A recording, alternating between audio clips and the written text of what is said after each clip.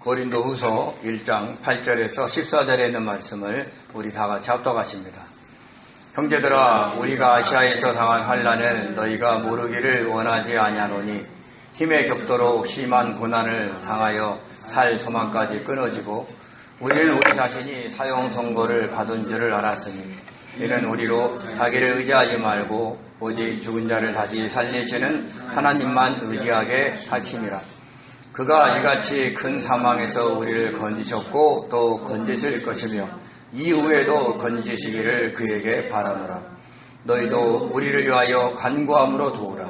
이는 우리가 많은 사람의 기도로 얻은 은사로 말미암아 많은 사람이 우리를 위하여 감사하게 하려 함이라. 우리가 세상에서 특별히 너희에 대하여 하나님의 거룩함과 진실함으로 행하되 육체의 지혜로 하지 아니하고 하나님의 은혜로 행함은 우리의 양심이 증언하는 바니 이것이 우리의 자랑이라.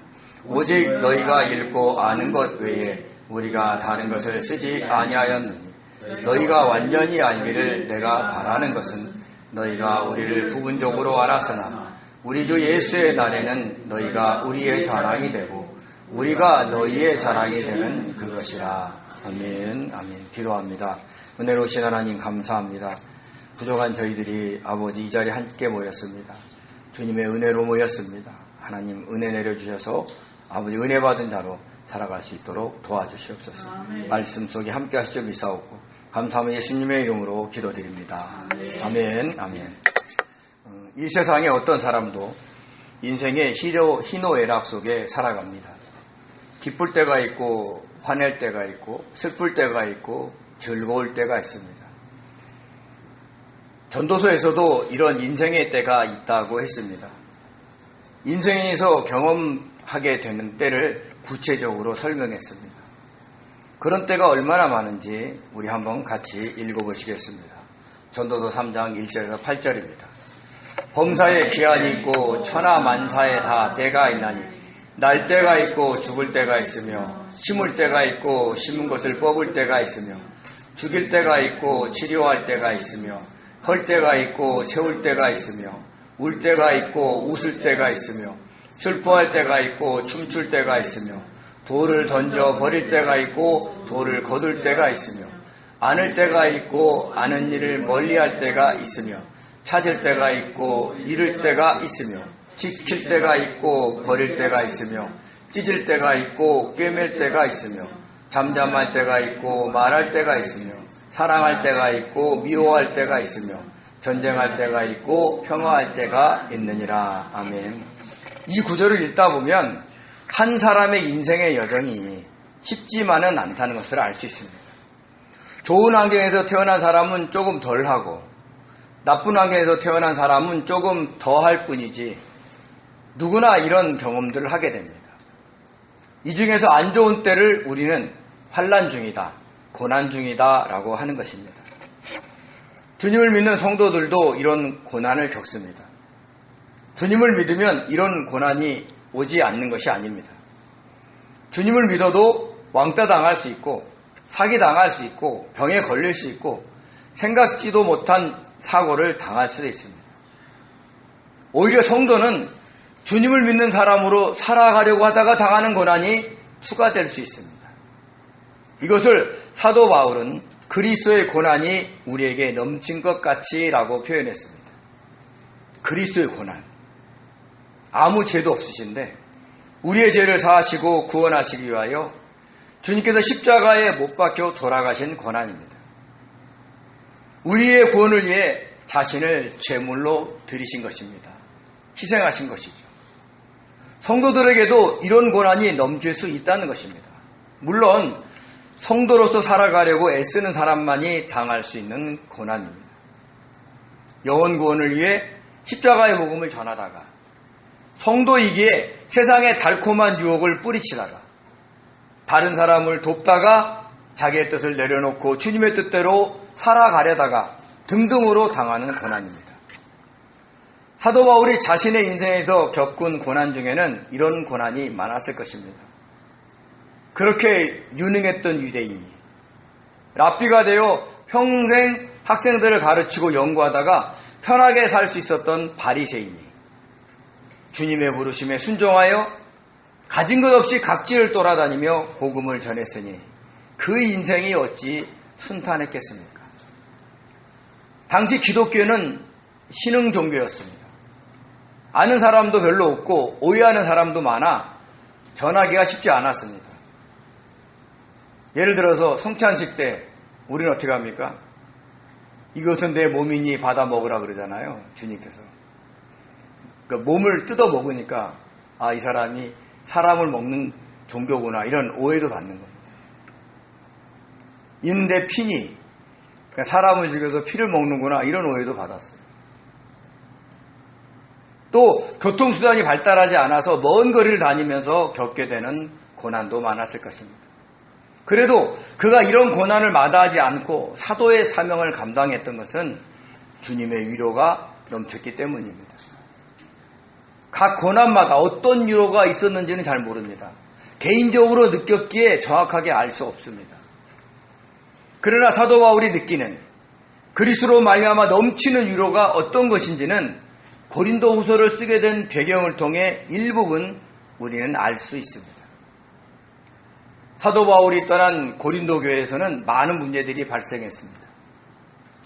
음행, 탐욕, 우상숭배, 모욕, 술취함, 소교, 빼앗음 등 타락한 고린도 도시의 풍습이 그대로 교회 내에서도 일어났던 것입니다.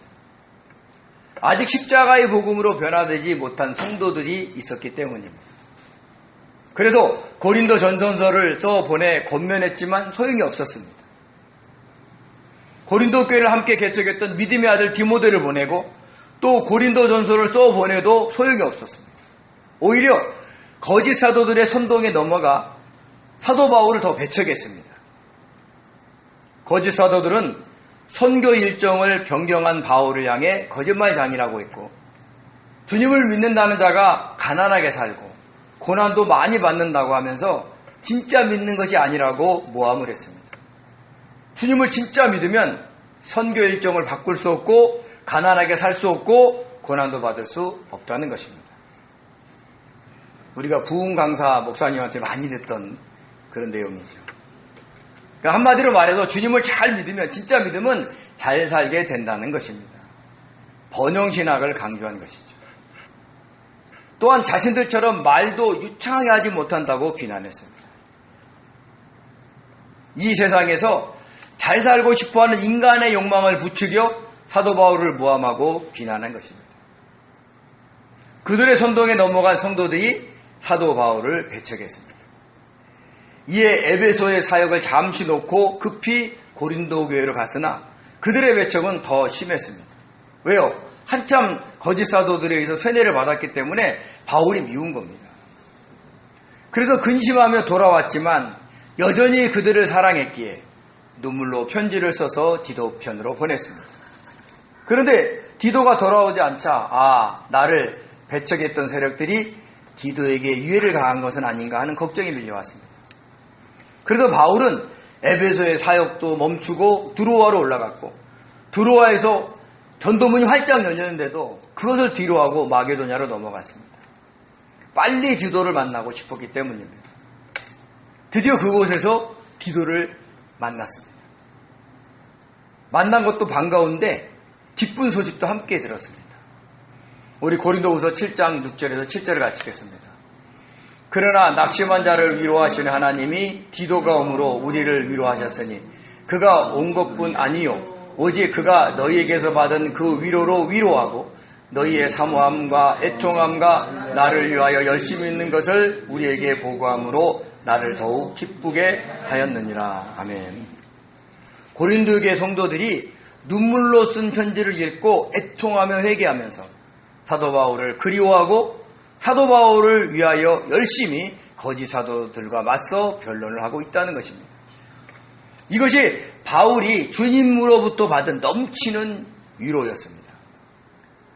마음껏 전도할 수 있도록 후원 약속을 받은 것이 아닙니다. 편안하게 살 수 있는 집을 제공받은 것도 아닙니다.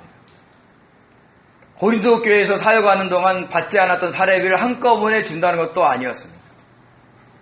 디도가 전해준 고린도 교회 성도들이 회개했다는 소식에 주님의 크신 위로를 느꼈던 것입니다. 주님께서 자신이 세 번째로 쓴 눈물의 편지를 사용하셔서 성도들을 변화시킨 것을 알고 위로받은 것입니다. 내가 설득력 있는 훌륭한 편지를 썼어. 그래서 그런 거야. 이렇게 자랑하지도 않고 그 편지를 사용하여 고린도 교회 성도들을 변화시킨 주님의 은혜에 위로받고 감사한 것입니다.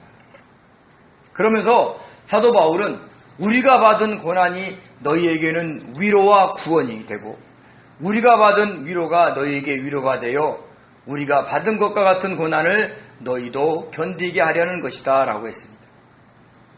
자, 여기서 사도 바울은 내가가 아니라 우리라고 표현했어요. 우리는 누구예요? 사도 바울과 함께 동역했던 일꾼들을 지칭하는 말입니다. 바울, 실라, 디모데, 브리스길라와 아굴라 부부 등등 복음을 전하기 위해 그리스도의 고난을 당하고 있는 사명자들입니다. 그들이 받은 고난은 복음으로 말미암아 그리스도인으로 살아감으로 받게 되는 고난이었습니다. 그런 고난을 감당하며 복음을 전해 고린도교회 성도들이 구원을 받은 겁니다. 그 구원받은 것으로 인해 성도들은 사탄이 지배하고 있는 이 세상에서 고생하며 살아온 곳에 대한 위로를 동시에 받게 된 것입니다. 그리고 우리가 받은 위로는 이제부터 너희들이 그리스도인으로 살아감으로 인해 당하게 될 고난에 대한 위로이며 수많은 고난을 견디게 해줄 것이다 라고 한 것입니다. 성도는 세상 사람들보다 더 많은 고난을 받게 됩니다. 이 세상을 살아감으로 겪어야 하는 고난과 성도로 살아가야 함으로 겪게 되는 고난을 함께 받아야 하기 때문입니다. 그 고난을 견디게 하려고 주님의 위로가 넘치는 것입니다. 그런데 이런 주님의 위로는 우리의 삶에 항상 있습니다. 그러므로 지금 고난당하고 계신다면 자신과 주변을 살펴보셔서 주님의 위로를 발견하시기 바랍니다. 작은 것이라도 주님으로부터 온 위로가 있다는 것을 알게 된다면 우리는 그 어떤 고난도 견딜 수가 있습니다. 이렇게 우리가 이 세상을 살아감으로 겪게 되는 고난도 클 수 있지만 복음을 전하기 위해 그리스도인으로 살아가기에 당하는 고난도 클 수 있습니다. 얼마나 크냐? 우리가 고린도후서 1장 8절에서 9절을 읽어보면 알 수 있습니다. 우리 함께 봉독하겠습니다. 형제들아, 우리가 아시아에서 당한 환난을 너희가 모르기를 원하지 아니하노니 힘에 겹도록 심한 고난을 당하여 살 소망까지 끊어지고 우리는 우리 자신이 사형 선고를 받은 줄을 알았으니 이는 우리로 자기를 의지하지 말고 오직 죽은 자를 다시 살리시는 하나님만 의지하게 하려 하심이라. 아멘. 아멘. 여기 그림에서 보면 소아시아 지역 중에 왼쪽에 있는데 지금 파란 동그라미 친 데가 아시아입니다. 거기에 에베소와 드로아가 있어요. 거기에서 엄청난 고난을 받았다는 거예요. 아마 거짓 사도들이 에베소가 너무 편하고 좋으니까 고린도로 오려는 일정을 변경하지 않았나라고 오해를 하게 만들 수도 있었어요. 아마 그랬을 겁니다. 그래서 얘기한 겁니다. 내가 편하게 있는 게 아니라 정말 힘들게 했었다는 거예요. 그리고 바울은 그 선교 여행을 변경한 이유를 얘기하는데 그때 뭐라고 하냐면 에베소에서 광대하고 유효한 문이 열렸으나 퇴적하는 자가 많았다라고 한 겁니다. 영혼을 살리는 일에는요, 사탄의 방해가 심합니다. 자신의 손아귀에 있던 영혼을 빼앗길까봐 사탄도 발악을 하기 때문이죠. 우리도 전도할 때 사탄의 방해를 경험할 수 있습니다. 주일날 예배에 꼭 오겠다고 약속했는데 갑자기 무슨 일이 생겨 못 오게 하기도 하고 또 마음을 바꿔 전화까지 차단하면서 연락을 두절하게 만들기도 합니다. 그러나 이런 일들보다는 엄청난 일이 있었던 것 같습니다. 얼마나 심했으면 살 소망까지 끊어지고 사형 선고를 받은 줄을 알았다라는 거죠. 그러니까 목숨이 경각에 달려 있었던 거죠. 구체적으로 어떤 일이 있었는지는 모릅니다. 그렇지만 분명한 것은 복음을 전하는 사도 바울 일행에게 사단의 엄청난 공격이 있었다는 것입니다. 근데 놀라운 것은 그 정도의 고난이 있었으면 나 이제 복음 안전해, 나 사역 포기할래 라고 했을 텐데 사도 바울은 오히려 그런 고난이 자기를 의지하지 말고 죽은 자를 다시 살리신 하나님만을 의지하게 하려는 것이라고 신앙 고백을 한 겁니다. 그러니까 절망 가운데서 단순히 희망을 본 게 아니라 자기를 내려놓으라는 주님의 사인으로 본 것입니다. 사도 바울이 얼마나 유능합니까? 가말리엘의 제자로서 전도 유망한 랍비가 되었을 청년이었습니다. 그러면 머리도 좋았을 겁니다. 그러면 머리가 얼마나 잘 돌아가겠어요. 이 일은 이런 식으로 처리하면 돼. 저 일은 저런 식으로 처리하면 돼라고 하면서 착착착 문제들을 해결해 나갔을 겁니다. 그런데 그런 것들이 통하지 않는 곳이 어디냐? 바로 전도 현장이고 목회 현장입니다. 어떤 물건을 사고 파는 게 아닙니다. 영혼 구원을 위해 복음을 전하는 겁니다. 실체를 보여줄 수 없는 것을 전하는 것입니다. 십자가에 못 박혀 죽으신 주님을 보여줄 수도 없습니다. 천국을 보여줄 수도 없습니다. 말로 전해야 합니다. 그렇다고 막 감동적인 언변이 있는 것도 아닙니다. 그로 인해 당하는 고난이 있다는 것입니다. 사도행전에서 보면 에베소에서는요, 아데미 우상을 만들어 파는 자들이 복음으로 인해 장사가 안 되자 소요를 일으켜서 사도 바울이 죽을 뻔하기도 했습니다. 나중에 이런 것들을 다 모아서 고린도후서 11장에서 자신이 얼마나 많은 고난을 당했는지를 구체적으로 설명합니다. 우리 한번 같이 한번 읽어보겠습니다. 고린도후서 11장 23절 27절입니다. 내가 수고를 넘치도록 하고 옥에 갇히기도 더 많이 하고 매도 수없이 맞고 여러 번 죽을 뻔하였으니 유대인들에게 40에 하나 감한 매를 5번 맞았으며 3번 태장으로 맞고 1번 돌로 맞고 3번 파선하고 일주일을 깊은 바다에서 지냈으며 여러 번 여행하면서 강의 위험과 강도의 위험과 동족의 위험과 이방인의 위험과 시내의 위험과 광야의 위험과 바다의 위험과 거짓 형제 중에 위험을 당하고 또 수고하며 애쓰고 여러 번 자지 못하고 줄이며 목마르고 여러 번 굶고 춥고 벌거벗노라. 아멘.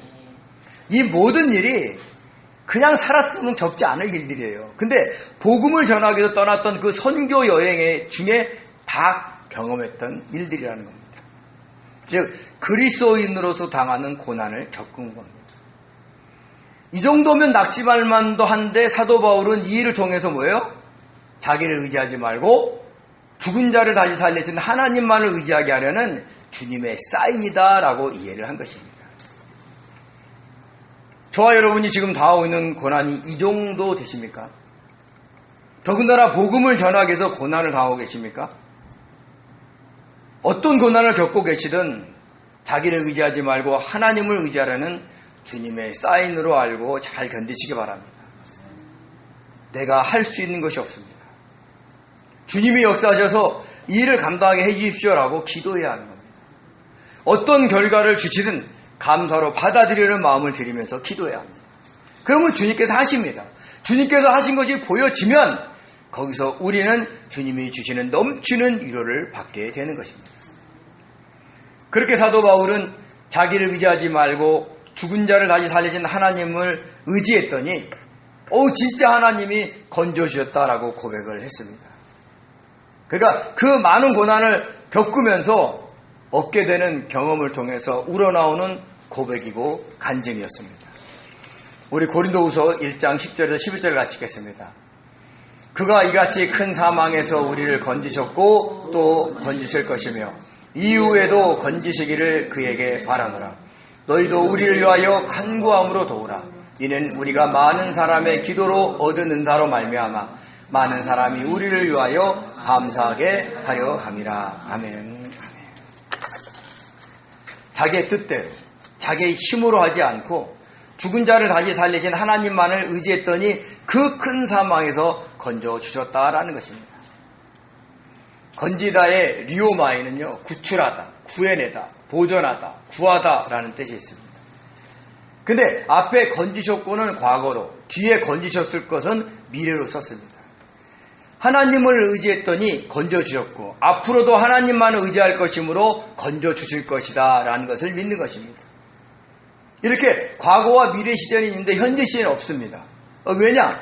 지금 어떤 고난을 당하는 중이더라도 하나님께서 건져주는 순간 그 사건은 이미 과거 일이 되기 때문입니다. 그러니까 현재에 막 주님이 나를 건져주시라고 거기 만족하지 말고 교만하지 말고 자랑하지 말고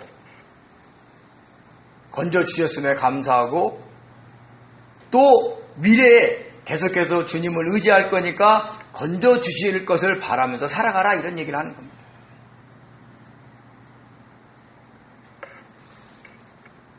그러면서 앞으로 주님만을 의지하며 살 수 있다고 자부하지 않고 그렇게 살 수 있도록 주님께서 역사해 달라고 기도했습니다.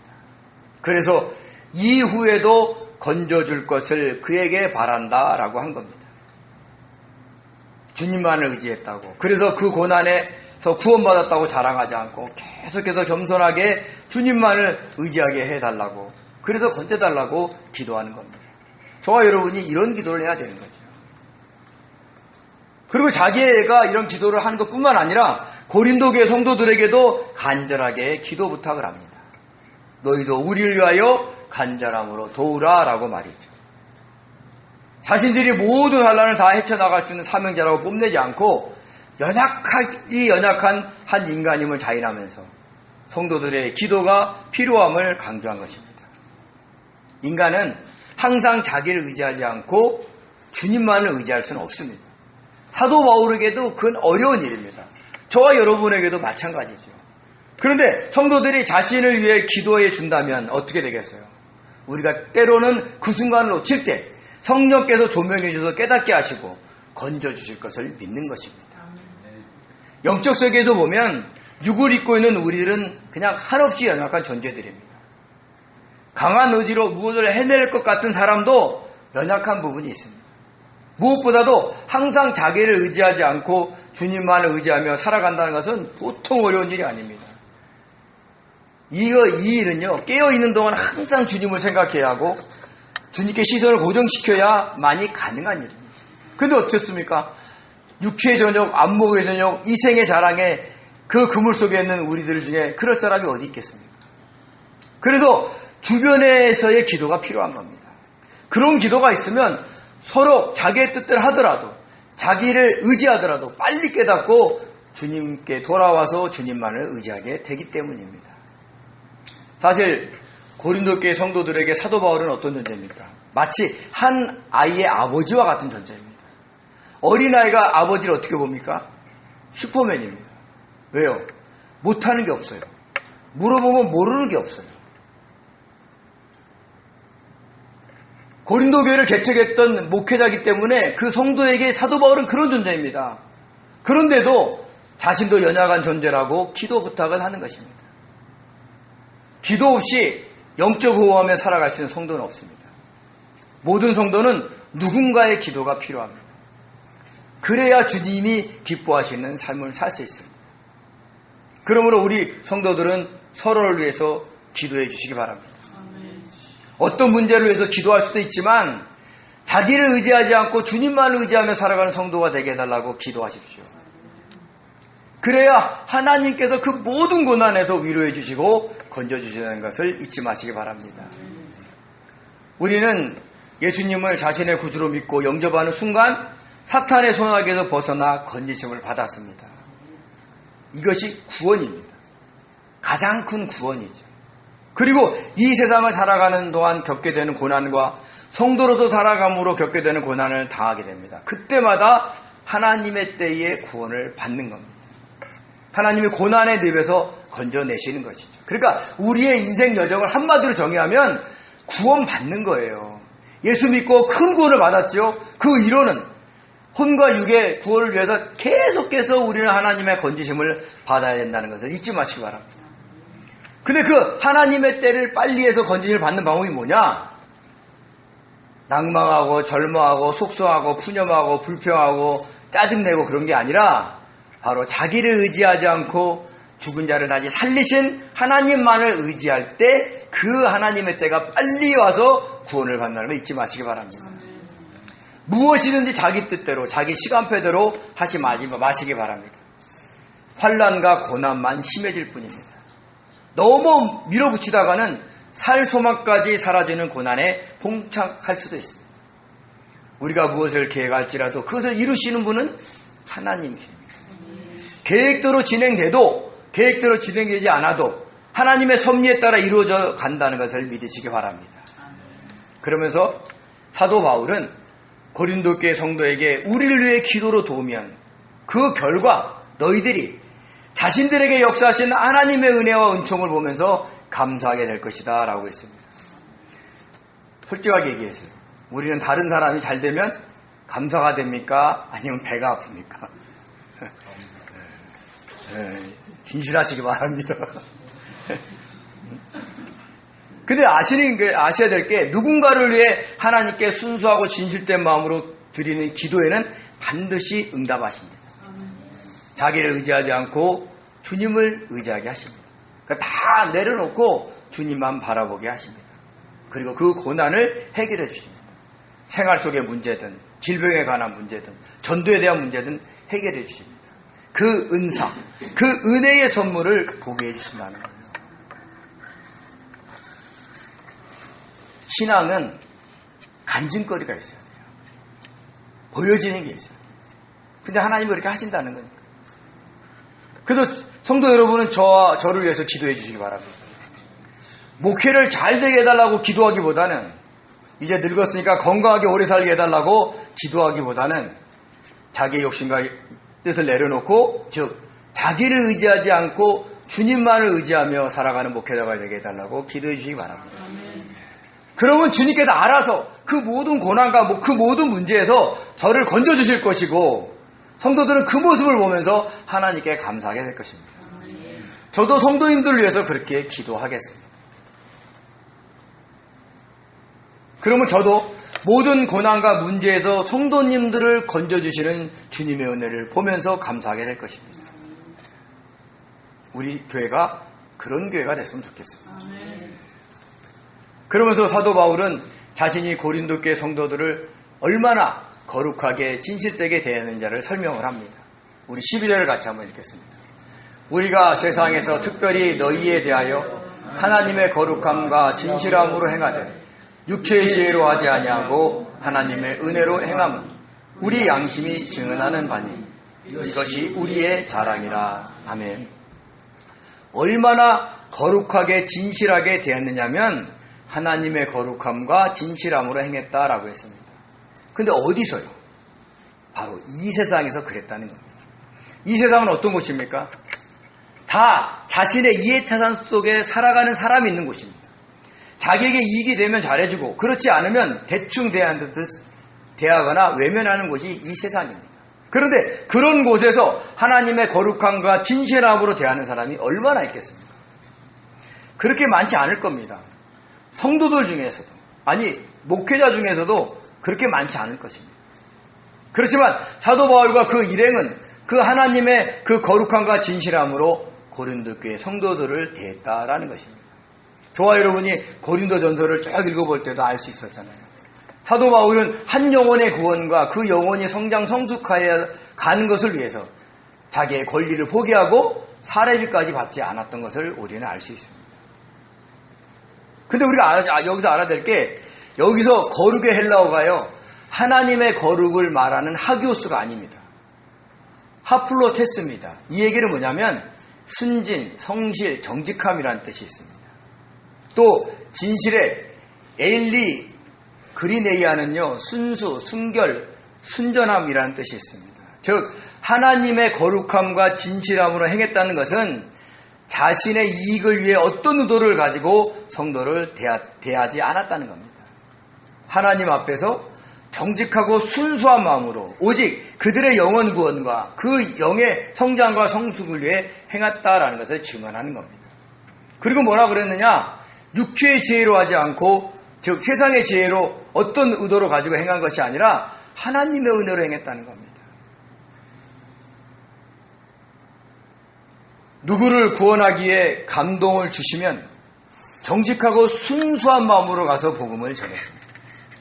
또 복음을 받아들인 성도들의 영의 성장과 성숙을 위해서 어떤 사심도 없이 그들을 도왔다라고 하는 겁니다.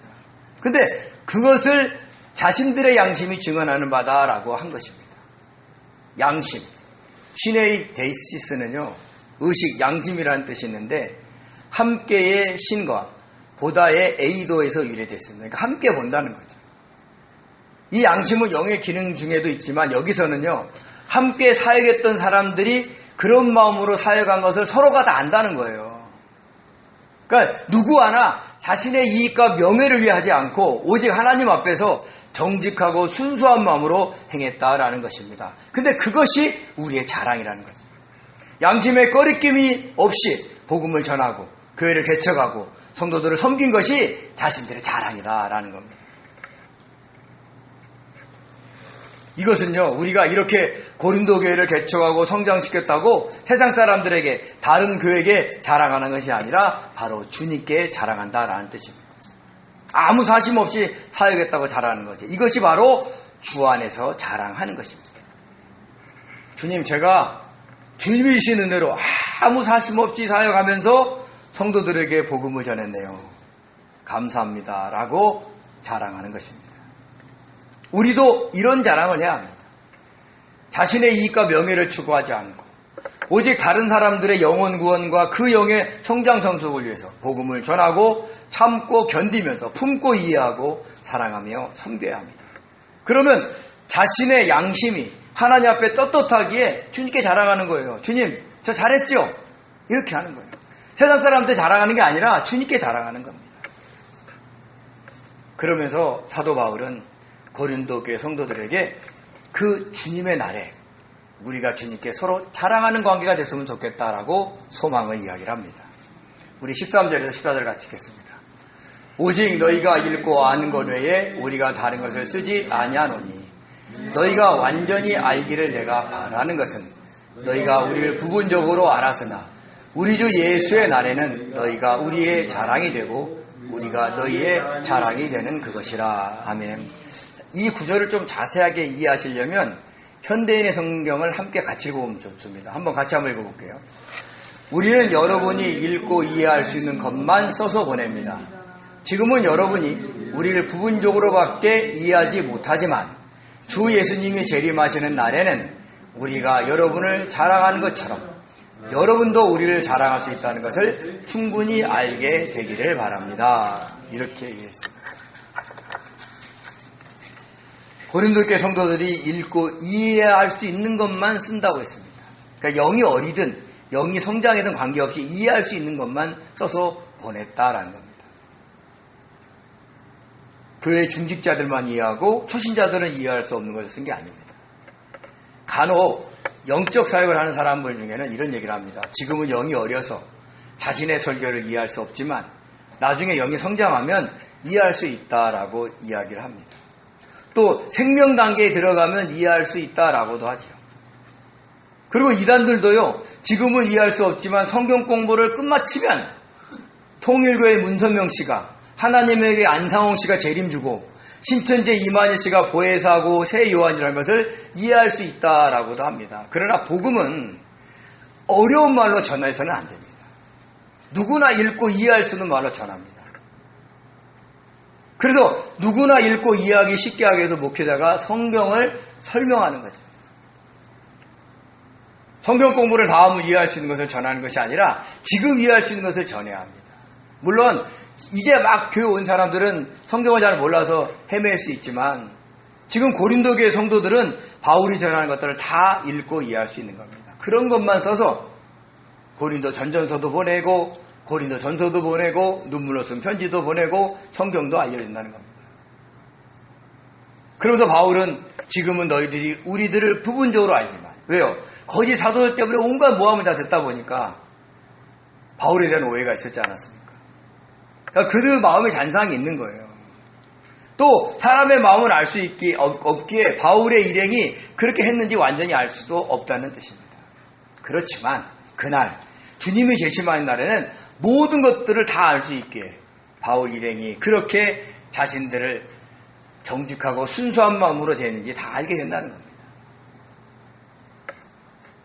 그러면 바울 일행은 주님 앞에서 자신들이 하나님의 거룩함과 진실함으로 대한 성도들이 이 사람입니다라고 자랑할 수 있습니다.